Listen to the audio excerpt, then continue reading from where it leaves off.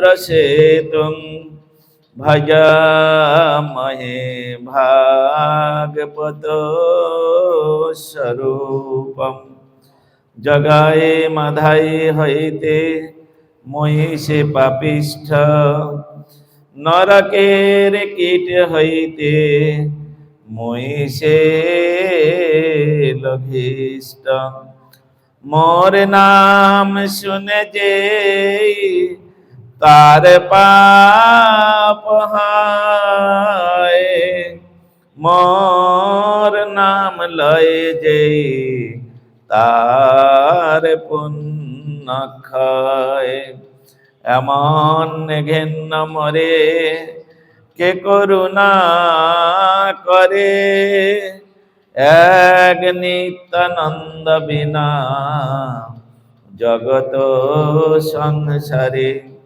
ভজামি রাধান অরবিন্দ নেত্রম স্মরামি রাধাং মধুর স্মৃতাস্যম বদামি রাধাং করুণাভরার্ধং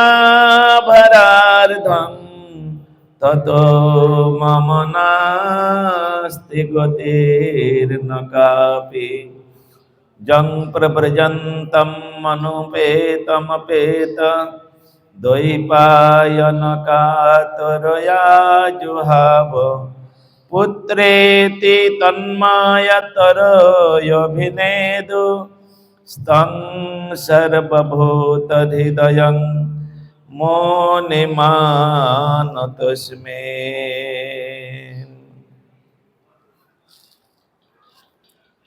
ভাই মোবাইল বন্ধ করো, এখানে মোবাইল চালানো চলবে না। আবার কি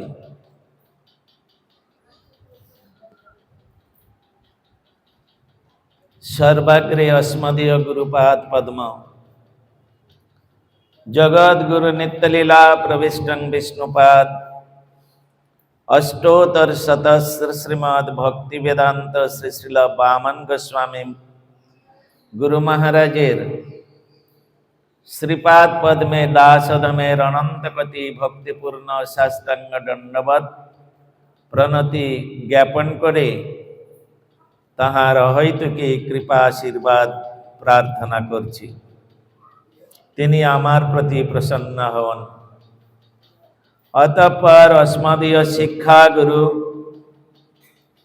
জগৎ গুরু নিত্যলীলা প্রবিষ্টং বিষ্ণুপাদ অষ্টোত্তর শতস্র শ্রীমদ্ ভক্তি বেদান্ত শ্রী শ্রীল পর্যটক গোস্বামী মহারাজের অভয় চরণার বৃন্দে দাসদমের অনন্ত কোটি ভক্তিপূর্ণ সাষ্টাঙ্গ দণ্ডবৎ প্রণতি জ্ঞাপন করে তাহার হয়তোকে কৃপা আশীর্বাদ প্রার্থনা করি, তিনিও আমার প্রতি প্রসন্ন হন।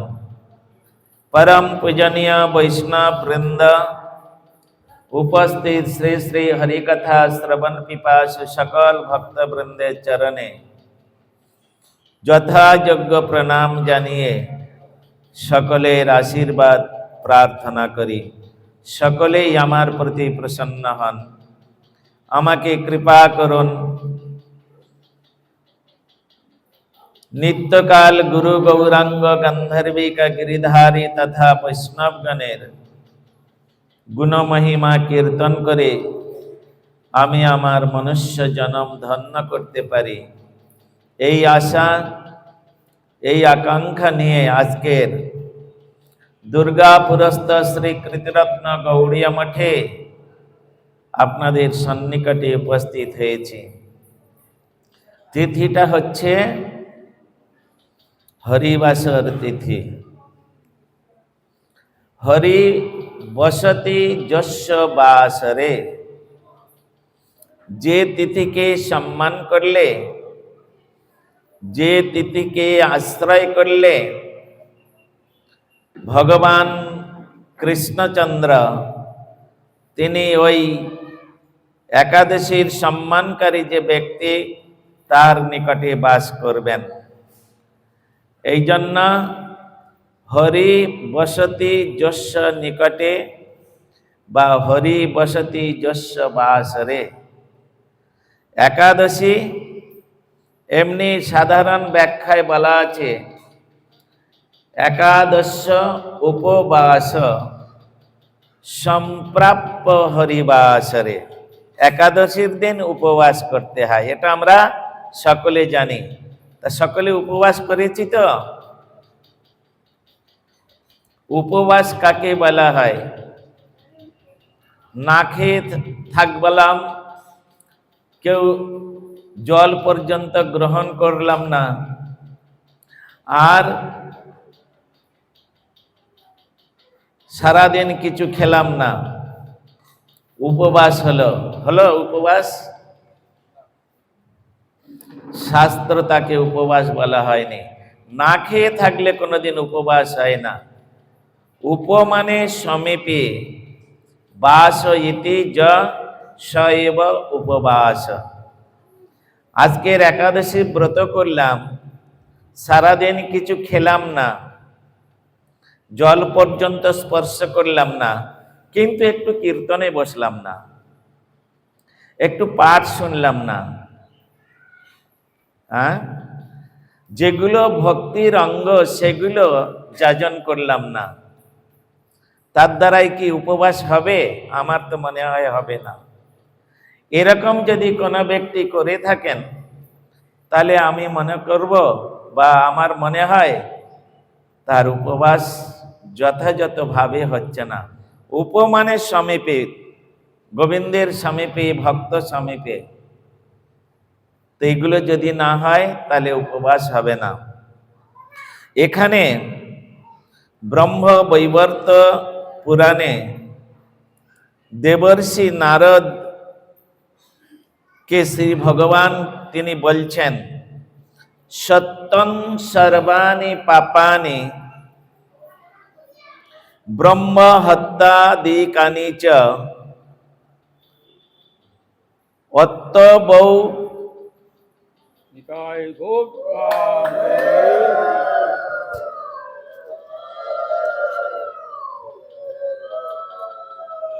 হরি হরি বল। চন্দন নেন, আপনি আসুন।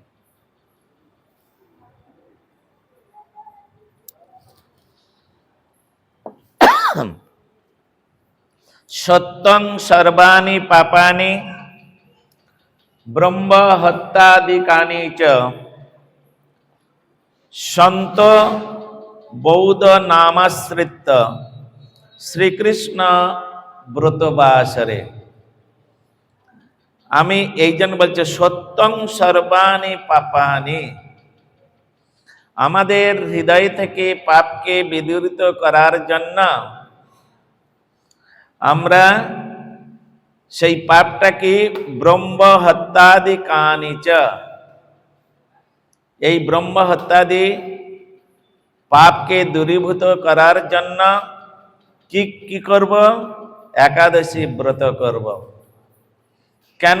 একাদশী ব্রত হচ্ছে সর্ব পাপ হারিণী, সমস্ত পাপকে বিদরণ করেন। আমি পূর্বেও বলেছি আপনাদের কাছে, তিনজন ব্যক্তি আমাদের হৃদয়ের পাপকে বিদূরিত করে। যার নামের আদিতে হরি শব্দ যোগ করা আছে, তিনি আমাদের হৃদয়ের পাপকে হরণ করবেন। হরি ভগবানের এক নাম হচ্ছে হরি। এই জন্যে হরে কৃষ্ণ মহামন্ত্রের দ্বারা পাপ বিদূরিত হয়। হরে কৃষ্ণ কৃষ্ণ কৃষ্ণ হরে হরে, হরে রাম রাম রাম হরে হরে। এই মন্ত্র, এই মহামন্ত্র যদি আমরা জপ করি, এই মহামন্ত্র যদি আমরা কীর্তন করি, তাহলে আমাদের হৃদয় থেকে সমস্ত পাপ বিদূরিত হবে। এই জন্যে ভগবানের এক নাম হচ্ছে হরি। ডিকশনারির মধ্যে বলছেন পাপানি হরৌতি যা সএব হরি। আবার আমার এখানে রয়েছেন সাক্ষাৎ বৃন্দাদেবী, তিনি অবস্থান করছেন। এই বৃন্দাদেবীর এক নাম হচ্ছে হরি। ইনি আমাদের হৃদয়ের সমস্ত পাপকে হরণ করার ক্ষমতা রাখেন। ইনি আমাদের পাপকে বিদূরিত করে আর তিনি আমাদের হৃদয় মন্দিরে কৃষ্ণ ভক্তি প্রদান করতে পারেন। এই জন্য এনার এক নাম হয়েছে হরি বৃক্ষ বা হরি গাছ। আর হচ্ছে একাদশী ব্রতের নাম হচ্ছেন হরিবাসর তিথি। অতএব এই একাদশী ইনি হচ্ছেন হরিবাসর, মানে হরি বসবাস করেন। এই জন্য ইনিও আমাদের হৃদয় থেকে সমস্ত পাপকে বিদূরিত করতে পারেন। এই জন্য এনার নাম হরি। এই তিনজন ব্যক্তি আমাদের হৃদয়ের পাপকে বিদূরিত করতে পারেন। এই জন্য তিনজনকে খুব ভালোভাবে, বিশেষ করে এই হরিবাসর তিথিতে হরি পূজা করতে হবে, হরি নাম করতে হবে, আর হরি সেবা করতে হবে, বৃক্ষের সেবা করতে হবে। তুলসী বৃক্ষ, বর্তমানে কেশবব্রত চলছে, আর একটা দিন আছে। হ্যাঁ, তো চন্দন যাত্রা যদিও 21 দিনের মাথায় শেষ হয়ে যায়, আমরা জগন্নাথ সারাবলীর মধ্যে পাই, বা অন্যান্য কৃষ্ণ সারাবলী, জগন্নাথ সারাবলী, শ্রীক্ষেত্র, এই সমস্ত গ্রন্থগুলোর মধ্যে 21 দিন জগন্নাথের চন্দন যাত্রা হয়। কিন্তু প্রখর রৌদ্র, প্রখর গরমের জন্য অদ্যাপিও শ্রী গোপীনাথ মন্দিরে, টোটা গোপীনাথ নয়, ক্ষীরচরা গোপীনাথ মন্দিরে 45 দিন এই চন্দন যাত্রা হয়। চন্দন যাত্রা মানে চন্দনের দ্বারাই শৃঙ্গার করা হয়। চন্দন যাত্রা আজও পর্যন্ত ওই ক্ষীরচরা গোপীনাথে এই নিয়মটা হয়ে আসছে। আর পুরীধামে যে চন্দন যাত্রা হয় জগন্নাথের, ওনাকে 21 দিন করানো হয়। শ্রীল প্রভুপাদ তিনি তার লেখনীর মধ্যে লিখেছেন, তোমরা যদি 45 দিন এই জগন্নাথকে অন্তত চন্দন পরাতে না পারো বা চন্দন যাত্রা না করতে পারো, কিন্তু কেশব ব্রত সমাপ্ত অবস্থা, মানে যতদিন কেশব ব্রত চলবে ততদিন তোমরা এই চন্দন পরাতে পারো। এটা শ্রীল প্রভুপাদের লেখনের মধ্যে আছে। তা সুতরাং এইখানে বলছেন সত্যং সর্বাণি পাপানি।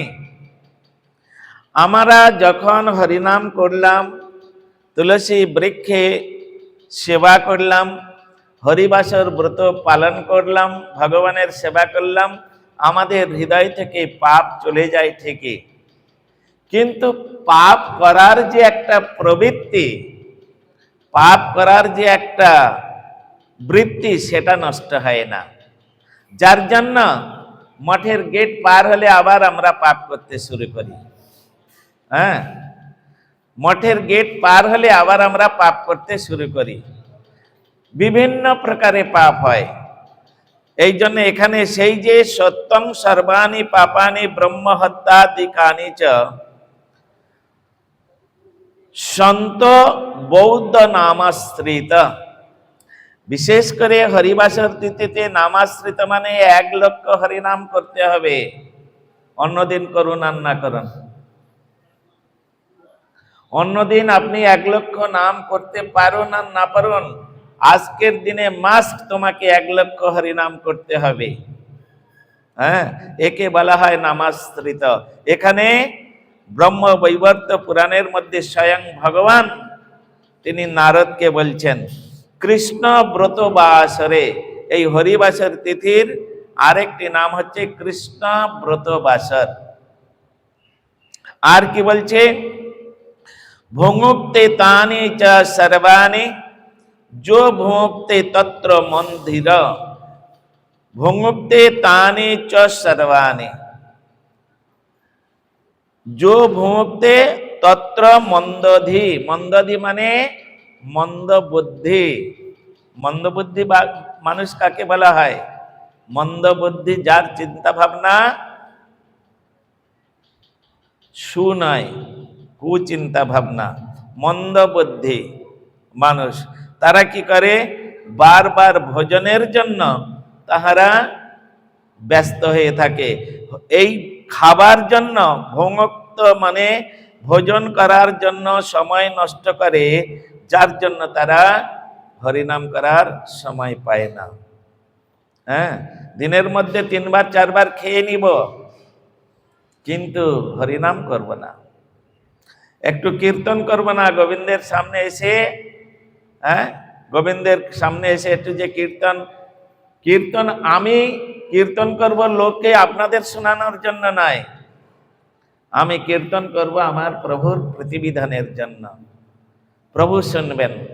হ্যাঁ, নারদ বলছেন, প্রভু আপনি কোথায় থাকেন? ভগবান বলছেন, নাহং বসামি বৈকুণ্ঠে যোগিনাম হৃদয়েন চ মদ ভক্ত যত্র গায়ন্তি তত্র তিষ্ঠামি নারদ। আমার ভক্তগণ যেখানে আমার গুণগান কীর্তন করে, আমি সেখানে থাকি। কেন? আমার ভক্তের মুখে আমার মহিমা বা আমার গুণগান শুনতে আমি খুব ভালোবাসি। তাহলে যদি আপনি ভগবানের গুণগান কীর্তন না করলেন, তাহলে ভগবান আপনার কাছে আসবেন কেন? বলে আমি তো ঘরে বসে বসে করি। ঘরে বসে করলে হবে না। তাহলে গুরুপাদ পদ্ম এত সুন্দর একটা মন্দির করে দিয়ে গেছেন কেন? এত সুন্দর বিগ্রহ প্রতিষ্ঠা করে দিয়েছেন কেন? এগুলো বিচার্যের বিষয় আছে। তাই এখানে বলছেন, ইত্যাদি পাতকংশোপি যজন্তে নরকং ধ্রুবম।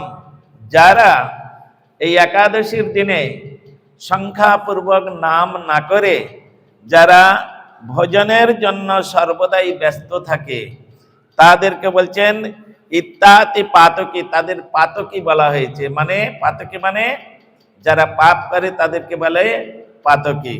তারা কি করবে? যত্বান্তে নরকং ধ্রুবম। হ্যাঁ, তারা দেহ ত্যাগের পরে তারা কোথায় যাবে? নরকং ধ্রুবং মানে সত্য করে বলছি। কে বলছেন কথাটা? ভগবান বলছেন নারদকে, সত্য করে বলছি।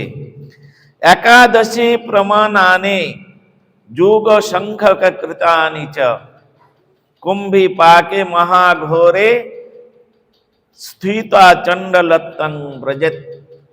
একাদশীর ব্রত যাহারা করবে না, একাদশীর ব্রতের যারা সম্মান করবে না, তারা কোথায় যাবেন? কুম্ভী পাক মহাঘোরে।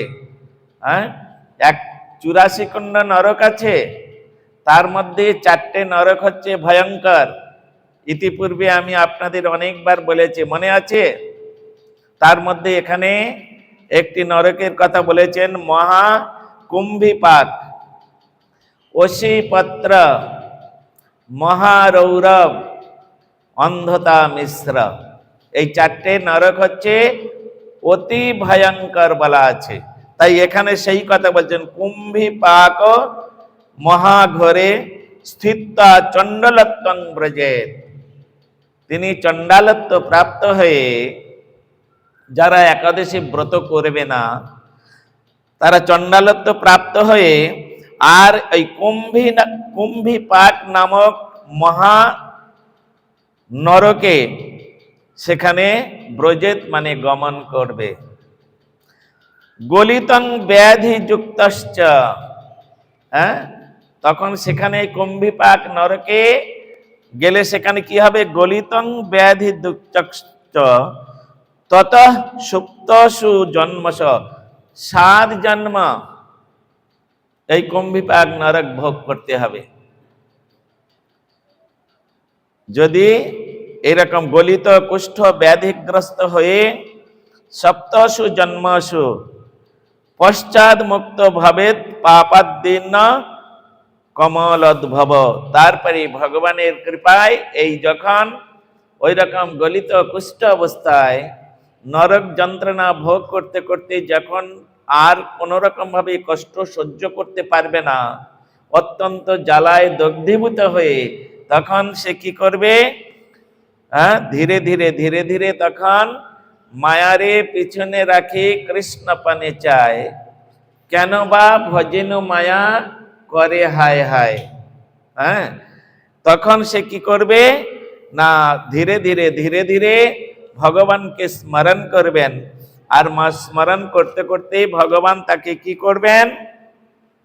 তাকে ওই কুম্ভীপাক নরক থেকে উঠিয়ে তারপর তাকে একটা জন্ম প্রদান করবে, যে কোনো একটা জন্ম প্রদান করবেন। এই রকম ভাবে একাদশীর মহিমা কথা বলা হয়েছে। আমাদের এই ভারতবর্ষে প্রাচীনকালে রুক্মাঙ্গদ নামে একজন রাজা ছিলেন। প্রাচীনকালে রুক্মাঙ্গদ, নামগুলো মনে রাখবেন। এই রুক্মাঙ্গদ নামে তিনি রাজা ছিলেন। তিনি অত্যন্ত ধার্মিক রাজা ছিলেন, খুব ধর্মকর্ম করতেন, আর তিনি নিজেই একাদশী ব্রত করতেন এবং তার রাজ্যে প্রত্যেকটা প্রজাকে দিয়ে তিনি একাদশী ব্রত পালন করাতেন। তার কড়া নিয়ম ছিল, যদি এই একাদশী ব্রতে ব্রাসরে আমার রাজ্যে কেউ অন্ন গ্রহণ করে, তাহলে হয় তার শিরচ্ছেদ হবে, তা নাহলে রাজ্য থেকে বহিষ্কৃত হবে। এই রকম ভাবে বর্তমানে আজকের যে একাদশী, সেই একাদশীর ব্রতের নাম হচ্ছে অপরা একাদশী ব্রত।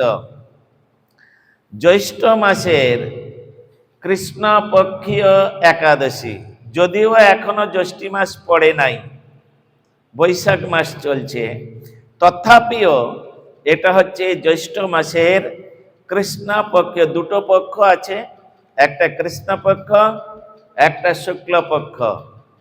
কৃষ্ণপক্ষের একাদশীর, শুক্লপক্ষের একাদশীর থেকে কৃষ্ণপক্ষের একাদশীর মহিমা বেশি। যেমন শুক্লপক্ষের থেকে কৃষ্ণপক্ষের মহিমা বেশি, তদ্রূপ কৃষ্ণপক্ষের যত বার ব্রত পড়বে সেগুলোর মহিমা বেশি হয়। মনে থাকবে? তাহলে এখানে তিনি ভগবত ভক্তি পরায়ণ এবং বিশেষত একাদশী ব্রত পালনে বিশেষ মনোযোগী ছিলেন। কি নাম? রুক্মাঙ্গদ। তিনি একাদশীর পূর্ব দিনে অর্থাৎ দশমীর দিনে হস্তি পৃষ্ঠে আরোহণ করে বাদ্যের দ্বারা সমস্ত রাজ্যবাসীকে বুঝিয়ে দিতেন আগামীকাল একাদশী। আবাল বৃদ্ধা বনিতা সকলেই এই একাদশী পালন করবেন, অন্যথায় কঠোর শাস্তি ভোগ করতে হবে। এটা শুধু প্রজাদের জন্য নয়, আমার আত্মীয় স্বজন, পুত্র পরিবার, তাদের মধ্যেও এই আইন কঠোরভাবে জারি থাকবে। তিনি কি করতেন? এই রকম ভাবে যখন সেই কঠোর ভাবে তিনি এই একাদশী পালন করছেন, একাদশী দিনে গঙ্গা স্নান এবং শ্রেষ্ঠ ব্রাহ্মণকে তিনি যথারীতি ভোজন করাইয়া দক্ষিণা প্রদান করাতেন। ভোজনের কথা নিষেধ করছেন, আবার ভোজন করাইয়া কি করে হবে? এখানে বলছেন আজকের একাদশী, আগামীকাল একাদশী, একাদশীর দিনে আমার রাজ্যে যাহারা ভোজন করিবেন তাদের কঠোর শাস্তি দেওয়া হবে। আবার এখানে তিনি নিজেই বলছেন যে তিনি গঙ্গায় স্নান করে একাদশীর দিন তিনি ব্রাহ্মণ, সৎ ব্রাহ্মণ, একটা অ্যাডজেক্টিভ লাগানো আছে, যেমন তেমন ব্রাহ্মণ নয়। ব্রহ্ম তত্ত্ব নো জানাতি ব্রহ্ম সূত্রেণ গর্বিতা তেনৈব সচ পাপেন ব্রহ্ম উদারিত। ব্রহ্মতত্ত্ব কিছু জানে না, বুঝে না, ব্রহ্ম গায়ত্রী জপ করে না, একটা উপবিদ ঝুলিয়ে নিয়ে ব্রাহ্মণ বলে যাহারা এই জগতে অভিমান করে বেড়ায়, তাদের বলছেন সচ পাপে না, তার নিজের পাপের দ্বারায় সে কি করে, ওই নরকেং নিরয়ং ব্রজেত, নরকে গমন করে সে তার প্রায়শ্চিত্ত করতে থাকে। এই জন্য ইনি কি করলেন, ভোজন করতে বললেন। ওখানে একটা শব্দ আছে, আমার রাজ্যে কেউ ভোজন করিবে না, মানে অন্ন ভোজন করিবে না। হ্যাঁ, অন্ন ভোজন করিবে না। অন্ন কাকে বলা হয়? পঞ্চশস্যকে অন্ন বলা হয়, পঞ্চশস্যকে অন্ন বলা হয়। আর ডিকশনারির মধ্যে বললেন, যে যাহা গ্রহণ করিয়া জীবন ধারণ করেন তাহাই তাহার অন্ন। যেমন আমরা ভাত, রুটি, ডাল, তরকারি ইত্যাদি খাই, এগুলো আমাদের কাছে অন্ন। একটা দুগ্ধপোষ্য শিশু দুধ ছাড়া কিছুই খায় না, হ্যাঁ, ওই দুধটাই তার কাছে অন্ন। অন্ন মানে আহার্য বস্তু। সাপ ব্যাং ধরে খায়, ওই সাপের কাছে ব্যাংটা তার অন্ন। গরু কি খায়? খড় খায়, ঘাস খায়, ওগুলো তার কাছে অন্ন। এই জন্য যত ধর্ম শাস্ত্রে লিপিবদ্ধ হয়েছে, এগুলো কোনো পশু পাখি কীট পতঙ্গের জন্য নয়, এগুলো শুধু মানুষের জন্যে, যারা মানুষ আকৃতি ধারণ করে এই জগতে এসেছেন তাহাদের জন্য এই সমস্ত কথাগুলো বলা আছে। এই জন্য তিনি সেখানে বললেন, আমার রাজ্যে যদি কেউ অন্ন গ্রহণ করে তাকে রাজ্য থেকে হয় নির্বাসিত, নচেত তার মৃত্যুদণ্ড। একদিন দেবর্ষি নারদ তিনি জমপুরীতে উপস্থিত হলেন। আর জমপুরীতে উপস্থিত হয়ে তিনি কি করলেন, যমরাজের সমস্ত দুঃখের কাহিনী শ্রবণ করলেন। বলে কেন? এই যে রুক্মাঙ্গদ রাজা, তিনি একাদশী ব্রত করিয়ে সমস্ত রাজ্যবাসীকে পাপ মুক্ত করিয়ে সব বৈকুণ্ঠে পাঠিয়ে দিচ্ছেন। এদিকে যম মহারাজের জমালয়ে কেউ যাচ্ছে না, কেউ নরকে যাচ্ছে না। তখন তিনি চিন্তায় পড়লেন, ভগবান আমাকে একটা পদাধিকার দিয়েছিলেন, কিন্তু আমি সেটা পালন করতে পারছি না, তাই মনের দুঃখ। নারদ ঋষি তথায় উপস্থিত হইয়া আর যম মহারাজকে জিজ্ঞাসা করিলেন, মহারাজ আপনার মন খারাপ কেন? এত দুঃখের কারণ কি?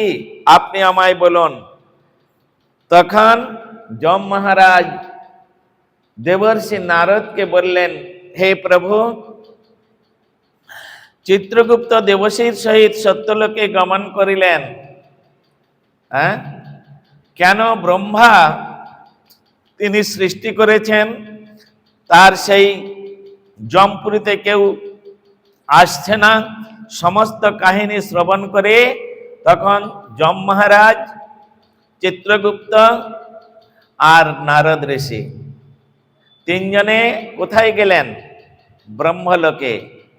হ্যাঁ, ব্রহ্মলোকে গিয়ে ব্রহ্মার কাছে প্রণাম করে মহারাজ যমের সমস্ত দুঃখের কাহিনীগুলো শোনাতে লাগলেন।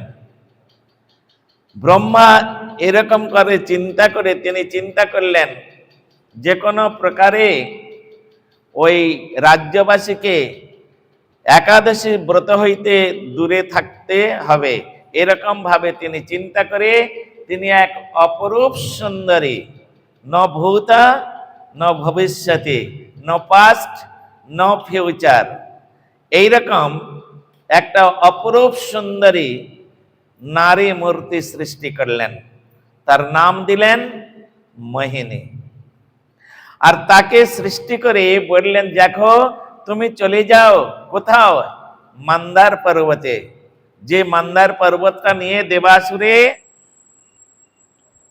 যে মান্দার পর্বতটা নিয়ে দেবাসুরে সমুদ্র মন্থন করেছিলেন, সেই মান্দার পর্বত শিখরে গিয়ে তুমি তোমার গান্ধার রাগের দ্বারায়, হ্যাঁ, সেই তুমি কি করবে, তুমি সঙ্গীত চর্চা করো। আর তারপরে ওই দেখো কৌশিক নগরে ধর্মাঙ্গদ রুক্মাঙ্গদ রাজা তিনি সমস্ত রাজ্যবাসীকে এই প্রকার একাদশী ব্রত পালন করাচ্ছেন। সবাই চলে যাচ্ছে, তুমি যে কোনো প্রকারে ওই রুক্মাঙ্গদ রাজাকে ধর্মভ্রষ্ট করবে। দেখুন ব্রহ্মা পর্যন্ত কত হিংসুক, হ্যাঁ, ধর্ম করতে সেও বাধা দিচ্ছে। এই জন্যে রজ এবং তমগুণে গুণাশ্রিত ব্যক্তিগণ তারা ভগবানের ভজন করতে পারেন না। ভগবান তাদের ভজনে, তাদের সাধনে সন্তুষ্ট হন না। এখানে রুক্মাঙ্গদ রাজা তিনি সবাইকে একাদশী ব্রত করিয়ে বৈকুণ্ঠে পাঠিয়ে দিচ্ছে, এটা ব্রহ্মার সহ্য হচ্ছে না। তাই তিনি একটা অপরূপ সুন্দরী নারী মূর্তি সৃষ্টি করলে এবং তাকে আদেশ দিলেন, তুমি যে না তেন প্রকারে ওই রুক্মাঙ্গদ রাজার ধর্মভ্রষ্ট করো। উনি সেই মান্দার পর্বত শিখরে বসে আর গান্ধার রাগ তিনি গাইতে লাগলেন তাহার সুললিত কণ্ঠে। আর সেই রাগিনীর দ্বারা যে সঙ্গীত, সেই সঙ্গীতের সুরে সমস্ত পশু পাখি কীট পতঙ্গ সব একেবারে ঝাঁকে ঝাঁকে ওই দিকে ধাবিত হচ্ছে। মহারাজ রুক্মাঙ্গদ তিনি কি করলেন, ওই সুরকে অন্বেষণ করতে করতে করতে করতে তিনি ওই স্থানে গিয়ে দেখলেন এক অপরূপা সুন্দরী, হ্যাঁ, জীবনে তিনি কোনোদিন এই রকম রূপ দেখেননি। ভগবান ব্রহ্মা তিনি তার যত কেরামতি ছিল সমস্ত কেরামতির দ্বারায় তিনি হচ্ছে, ওখানে দিও না, ওখানে দিও না,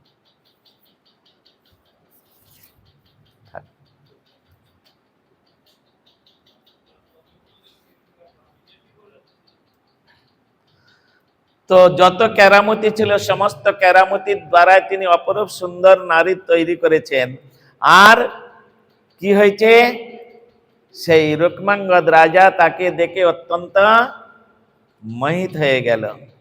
হ্যাঁ, আমাদের তুলসীদাসজি তিনি একটা কথা বলে লিখে গিয়েছেন, তিনি একটা রামায়ণ তৈরি করেছেন না, রামচরিত মানস। তার মধ্যে একটা তিনি শ্লোক লিখেছেন, दिन का महीने रात का बाघिनी पलक पलक लहू चषे, ऐसा दुनिया बावरा होके घर घर बाघिनी पशे। তিনি লিখছেন, সুতরাং যত মনে ঋষিগান আছেন আমাদের এই সমস্ত গীতা ভাগবত বেদ রামায়ণে যত প্রকার মনে ঋষিগান আছেন তাহাদেরকে ধর্মভ্রষ্ট করার জন্য এই রকম ব্রহ্মা এক একজন নারীকে সৃষ্টি করেন। কেন? একজন পুরুষ তার পুরুষত্বের দ্বারা তিনি যুদ্ধ বিগ্রহ করে সমস্ত রাজ্য জয় করল, কিন্তু যখন তিনি কোনো একটা মেয়ে ছেলের কাছে আসলো তার সমস্ত পৌরুষত্ব চলে গেল। হ্যাঁ, এদেরকে বলা হয় স্ত্রী জিত পুরুষ। এই রকম ভাবে রুক্মাঙ্গদ রাজা তিনি অত ধর্মকর্ম সবকিছু করছেন, অত তার প্রভাব, কিন্তু যখন মোহিনীর কাছে গেলেন তিনি একদম দুর্বল হয়ে গেলেন। তিনি তখন হস্তির পিঠ থেকে নেমে আর তখন ওই মোহিনীর হাত ধরে বললেন, হে বরাননে, আপনি কে? এখানে একা একা আপনি কি করছেন? আর আপনার এই সুমধুর কণ্ঠস্বরে সঙ্গীতের দ্বারাই আপনি কাকে শোনাচ্ছেন এই সঙ্গীত? তখন তিনি উঠে পড়লেন, উঠে তখন বললেন, আমি এখানে সঙ্গীতের দ্বারা শঙ্করের আরাধনা করছি বহুদিন থেকে, আমি উপযুক্ত আমার বর পাচ্ছিলাম না আমার, সুতরাং আমি এখন সেই শঙ্করের কৃপায় সদ্য তিনি আমার ফল প্রদান করলেন, অতএব আপনি আমার উপযুক্ত বর। উনি তখন তার কে কি করলেন, নিয়ে চলে গেলেন। নিয়ে গিয়ে আগে তার একটা বিবাহ হয়েছে, তার নাম হচ্ছে সন্ধ্যাবলী। আর এই সন্ধ্যাবলীর একটি পুত্র ছিল, তার নাম হচ্ছে ধর্মাঙ্গদ। বাবার নাম হচ্ছে রুক্মাঙ্গদ, ছেলের নাম হচ্ছে ধর্মাঙ্গদ।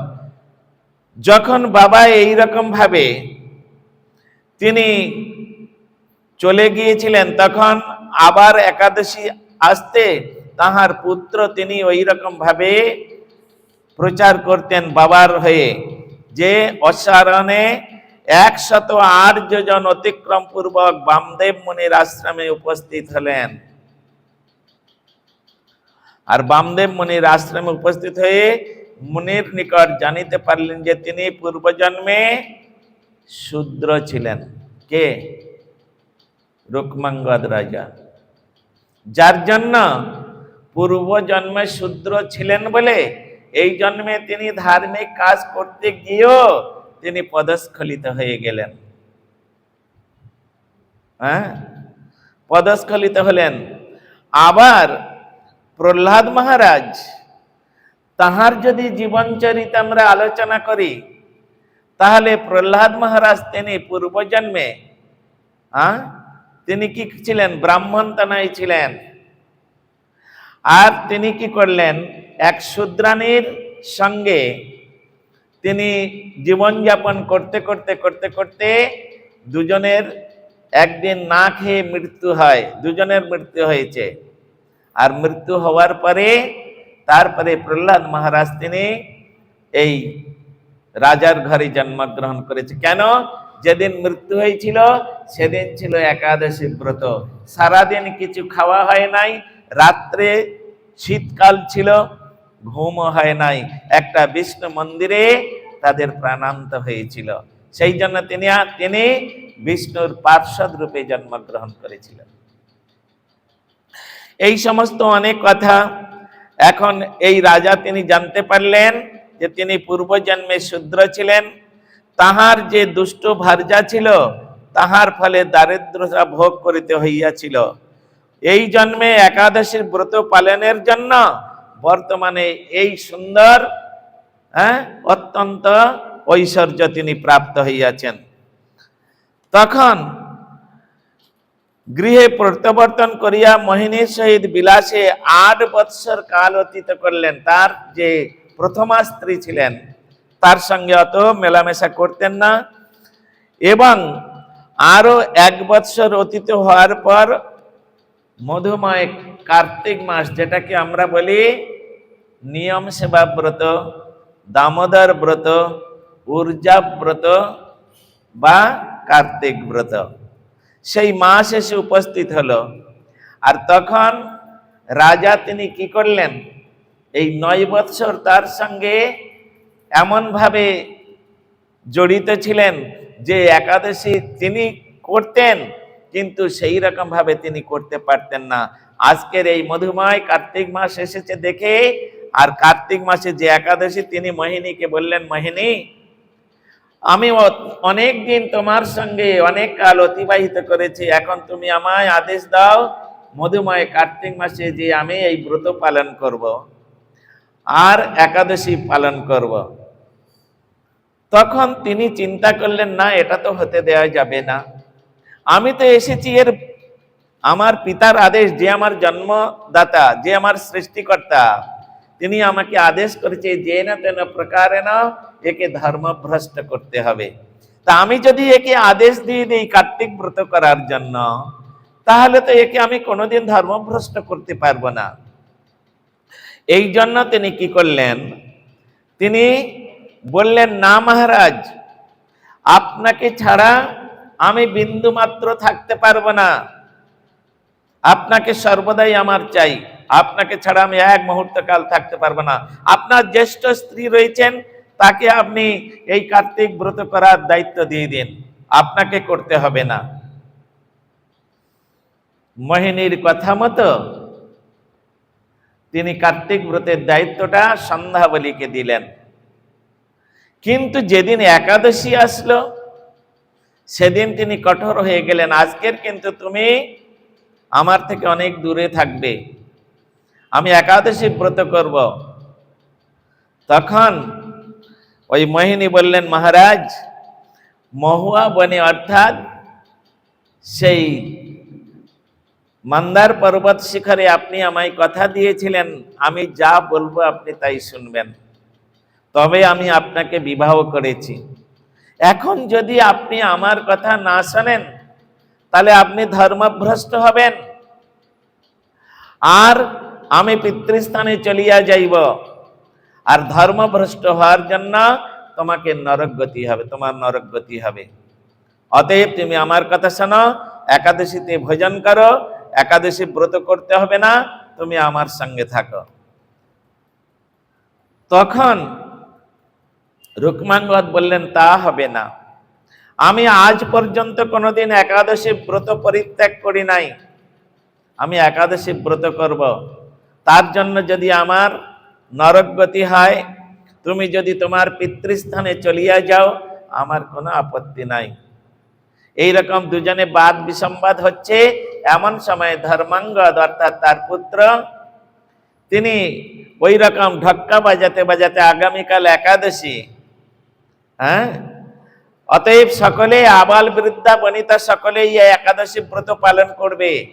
ধর্মাঙ্গদের এই কথা শুনে রুক্মাঙ্গদ তার পিতা বলছেন, শোনো শোনো মোহিনী, শোনো, আমার পুত্র তিনি নিজেই আজকের আমার কাজ করছে, এই একাদশী ব্রত আমার রাজ্যে সকলে পালন করবে, এটা আমি নিজেই প্রচার করেছি। আর আমি যদি আজকের একাদশী ব্রত না করি তাহলে আমার কি হবে? আমি তোমার কথা শুনবো না, আমি আজকের একাদশী ব্রত করব। আর সেইখানে যখন এইরকম হচ্ছে, ও যখন চলে যাবার জন্য উৎকণ্ঠিত হয়েছে, তখন ধর্মাঙ্গদ এসে বাধা দিলেন। ছোট মাকে প্রণাম করে বললেন, মা, তোমার কি হয়েছে? তুমি কেন বাবার উপরে রাগ করছো? সমস্ত ঘটনা খুলে বললেন। তখন চিন্তা করছেন, বাপ কা বেটা সিপাহী কা ঘোড়া, কুছ নেই তো থোড়া থোড়া, যেমন বাবা তেমন ছেলে, দুজনেই তো ধর্ম প্রচারক, একটা ডানা কেটে দেওয়া যাক। তখন মোহিনী বললেন, ঠিক আছে ঠিক আছে, তোমার বাবাকে অন্ন সেবা করতে হবে না একাদশীতে, তার পরিবর্তে যদি তোমার মস্তক কেটে আমার চরণে দিয়ে দেয় তাহলে তোমার বাবাকে আমি আর অন্ন খেতে বলবো না। আর সঙ্গে সঙ্গে ক্রোশ থেকে তরবারি বের করে নিয়ে মহারাজ রুক্মাঙ্গদের হাতে দিয়ে বললেন, হে পিতা, পিতার ধর্ম রক্ষা পুত্রের কর্তব্য, অতএব তিনিই হচ্ছেন পুত্র, যিনি পুত নামক নরক থেকে পিতাকে রক্ষা করতে পারবেন। তিনি যদি ধার্মিক না হন, তিনি যদি ভগবানের ভক্ত না হন, তাহলে এটা কোনোদিন করতে পারবে না। আপনার ধর্ম রক্ষার জন্য আমার প্রাণ বধই শ্রেয়। এই বলে তিনি তরবারি ধরিয়ে দিলেন। আর যখন তরবারি ধরিয়ে দিয়েছেন, উনি আবার বললেন, একাদশীতে অন্ন ভোজন করুন, যদি না করেন অন্যথায় পুত্রবধ করিতে হইবে। তখন কি হলো? ধর্মাঙ্গদ নিজেই মস্তক নত করে দিলেন, বললেন, বাবা, তুমি বিলম্ব করো না, তুমি জগতে বেঁচে থাকলে অনেক লাভ হবে, অনেক মঙ্গল হবে। আমার মতো একটা যদি পিপিলিকা এই জগৎ থেকে চলে যায় তাতে জগতে কোনো ক্ষতি হবে না, তুমি আমাকে বধ করো। এই বলে রাজা তখন কি করেছেন? তার ধর্ম তিনি নষ্ট করবেন না, একাদশী ব্রত তিনি করবেন, এই বলে সঙ্গে সঙ্গে তিনি তরবারি একেবারে উন্মোচন করেছেন, উঁচু করেছেন। সঙ্গে সঙ্গে পৃথিবী কম্পিত হতে আরম্ভ করেছে। যমুনায় জোয়ার এসে গেল নদীতে, সমস্ত পৃথিবী কম্পিত হতে লাগলো। তখনও মোহিনী বলে যাচ্ছেন, আপনি অন্ন গ্রহণ করুন, পুত্রবধ করিতে হইবে না। রাজা বললেন, আমি অন্ন খাবো না, আমি একাদশী ব্রত পালন করব, এটা আমার জীবনের ব্রত, তাতে আমার এই পৃথিবীতে যা কিছু করতে হয় আমি সব কিছু করব। এই বলে সঙ্গে সঙ্গে যখন তিনি তরবারি নিয়ে পুত্রের গলা কাটবেন, কোপ দিবেন, সঙ্গে সঙ্গে ভগবান পিছন থেকে আবির্ভূত হয়ে তরবারিটা ধরে নিলেন। আর এই ভগবানের এই অবস্থা দেখে সঙ্গে সঙ্গে মোহিনী মূর্ছিত হয়ে পড়ল। আর মোহিনী মূর্ছিত হওয়ার সঙ্গে সঙ্গে রাজা রুক্মাঙ্গদ, ধর্মাঙ্গদ এবং তাহার জ্যেষ্ঠ যে স্ত্রী তিনজনে সেখানে উপস্থিত হলেন। ভগবান বৈকুণ্ঠ থেকে রথ আনলেন আর তিনজনকে নিয়ে একদম বৈকুণ্ঠে চলে গেলেন। এই হচ্ছে একাদশী করার মহিমা। এই প্রকার যদি কেউ একাদশী ব্রত করেন তাহলে তিনি অবশ্যই একাদশীর প্রতি যে নিষ্ঠা, আমাদের তো নিষ্ঠা নাই, হ্যাঁ করতে হয়, মহারাজরা ভয় দেইকে দিয়েছে একাদশী ব্রত না করলে নরকে যেতে হবে, তাই একটু করি বাবা। হ্যাঁ, একাদশী করে সারা দিন রাত টিভি, তা নাহলে মোবাইল, তা নাহলে কত রকম গল্প। আর আমাদের বাবাদের তো কোনো কথা নেই, তাস পেলে দাবা পেলে আর কোনো কথা নেই। হ্যাঁ, এইসব এগুলো চলবে না। সুতরাং এখানে বলছেন, ওহো একাদশী পালনের কি প্রকার অপূর্ব মহিমা। ইহাতে শিক্ষণীয় বিষয় এই যে মানব জীবনে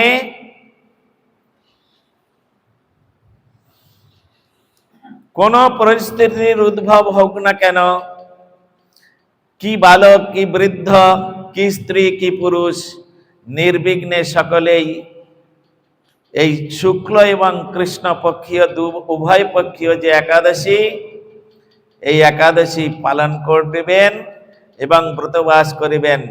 তা হইলে কি হবে, তাকে আর কোনোদিন নরকে যেতে হবে না।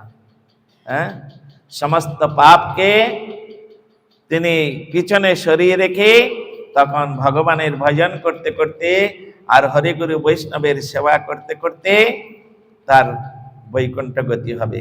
এই রকম সুন্দরভাবে ব্রহ্ম বৈবর্ত পুরাণের মধ্যে একাদশীর ব্রতের মহিমা কীর্তিত হয়েছে। তাই আজকের আপনারা গীতার মধ্যেও বলেছেন, নভক্তব্যং নভক্তব্যং নভক্তব্যম হরের দিনে। হরের দিন কৃষ্ণ বাসর একাদশীকে বলেছে। এই জন্য হরের দিনে কোনোদিন ভোজন করবেন না, ভোজন করবেন না, ভোজন করবেন না। 8 প্রকার কেউ যদি কোনো ব্রত করেন তো 8 প্রকার বস্তুর দ্বারা কোনোদিন ব্রত নষ্ট হয় না। যদি কেউ ব্রত করে থাকতে পারছেন না, গলা শুকিয়ে যাচ্ছে, একটু জল খেলেন, ব্রত নষ্ট হবে না, ওটা ভোজনের মধ্যে নাই। তার প্রমাণ শ্রীমদ্ ভাগবত নবম স্কন্ধ। মহারাজ অম্বরীশ তিনি একাদশী ব্রত করে তারপর দিনে পালন করার জন্য তিনি উদ্যোক্তা হলেন। এমন সময় দুর্বাসা ঋষি সেখানে এসেছিলেন। দুর্বাসাকে নিমন্ত্রণ করেছেন। তিনি বললেন, আমি সন্ধ্যবন্দনাদি করে আসি। যমুনায় চলে গেছেন। সে তো একাদশী ব্রতটা তো করে না, সে তো জ্ঞানী যোগী, সেখানে গিয়ে যোগ সাধনায় মগ্ন হয়েছে।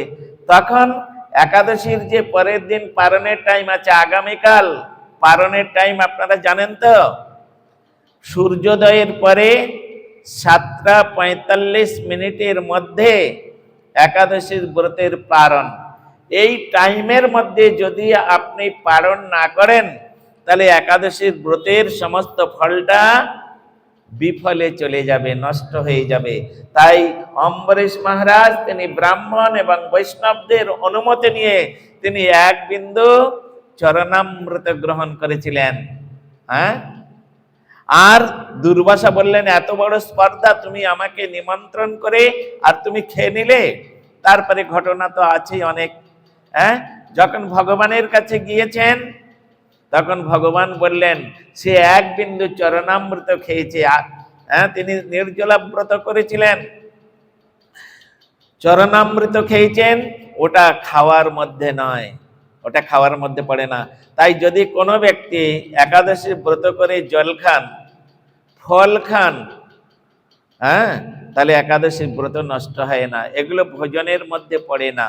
এগুলো কি বলা হয়েছে?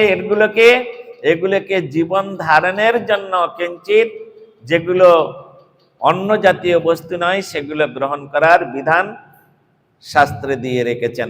আর মহাপ্রভু যখন পুরীধামে ছিলেন, পুরীধামবাসী ভক্তগণ, ওড়িয়া গৌড়িয়াবাসী ভক্তগণকে বলেছিলেন, হ্যাঁ, অনুকল্প স্থান মাত্র নিরন্ন প্রসাদ পাত্র, বৈষ্ণবকে জানিহ নিশ্চয়, অবৈষ্ণব জন যারা, প্রসাদ ছলতে তারা, দিবানিশি ভোগে হয় রত। কি সুন্দর করে আমাদের গৌড়ীয় গীতিগুচ্ছের মধ্যে অস্মদীয় পরম গুরুদেব শিল ভক্তি প্রজ্ঞান কেশব গোস্বামী ঠাকুর তিনি এই সমস্ত কথাগুলো লেখনের মধ্যে লিখেছেন।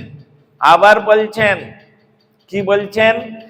প্রভু বলে ভক্তি অঙ্গে, একাদশীর মান ভঙ্গে, সর্বনাশ উপস্থিত হয়, প্রসাদ পূজন করি পরদিনে পাইলে তরি, তিথি পরদিন নাহি রয়।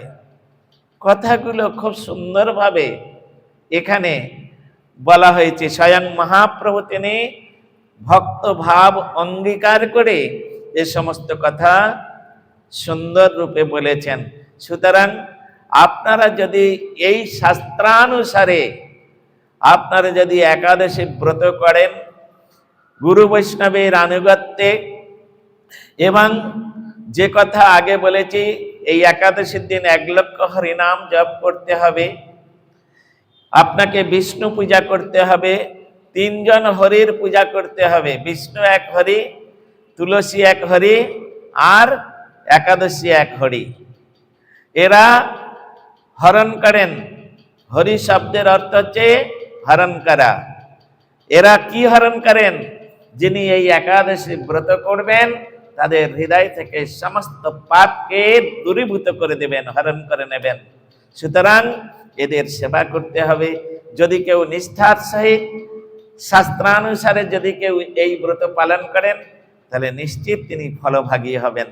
হ্যাঁ, না তো কেউ শরীরের জন্য করবে, কেউ রোগ সারানোর জন্য করবে, কেউ এটার জন্য করবে, বাবা মরে গেছে তাই একাদশী করছি, মা মরে গেছে তাই একাদশী করছে, না তো করতে হবে না। এগুলোর দ্বারাই কিচ্ছু হবে না। এগুলো লোক দেখানো গোরা ভজা, তিলক মাত্র ধরি, আর গোপনেতে অত্যাচার, গোরা ঘরে চুরি।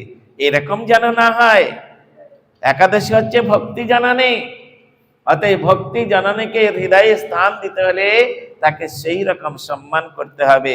তো সুতরাং এই অপরা একাদশীর সম্বন্ধে আপনারা শুনলেন।